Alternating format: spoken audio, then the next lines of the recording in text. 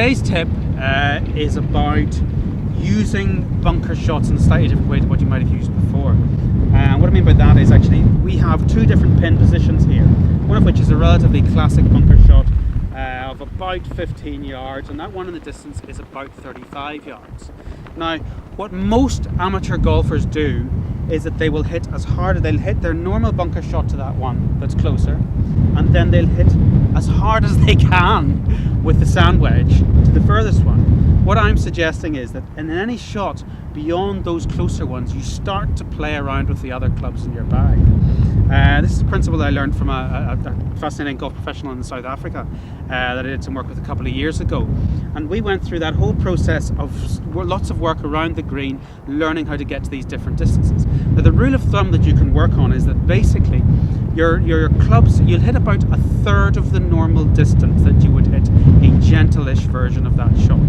So you get rid of the sand wedge, and for that 35-yard shot, you use your wedge. Now I can hit my normal, relatively soft wedge, 3/4 kind of wedge, goes about 90-95 yards. So I should be able to hit my wedge in a relatively similar way and get to that far position. So the same thing applies, club face open,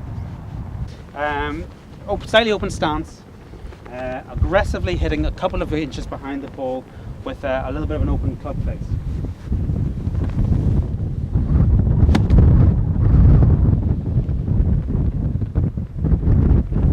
So we've got it pretty much pin high, but a little bit to the left. But the same principle then applies to perhaps of more interest to those really, really difficult kind of 50-yard bunker shots, which you will consistently have out in a golf course, and that's where you use your 8-iron, because you're using in and around a third of that sort of a distance. But you've got to work within your own distances. It's something to play around with a little bit, but what it does is it ends up giving you much more confidence around the green when you're in a bunker, not just to have to try and hit your sand wedge as hard as you can and hope for the best. A lot of amateur golfers basically have one principle that they're working on in terms of a bunker, which is just to get the thing out.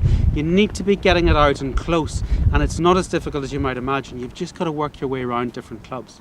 So to get more tips, make sure you click the link below and we'll get those out to you as soon as possible.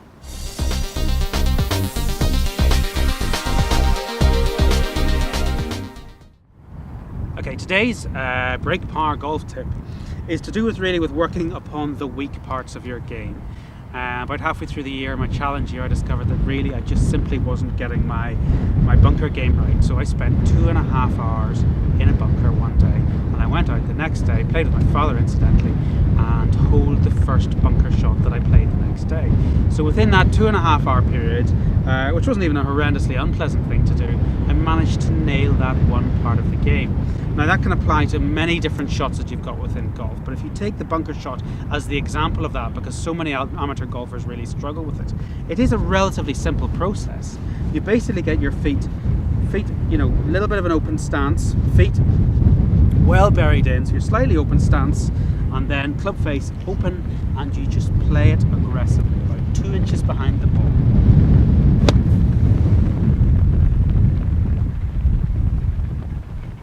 Wee bit long that one, but the point is basically if you get in there and take those basic simple rules, stance a little bit open, club face open, hit it a couple of inches behind the ball aggressively, and work at that for 2 or 3 hours, it is absolutely impossible not to have a dramatically better version of that when you next go out on the golf course.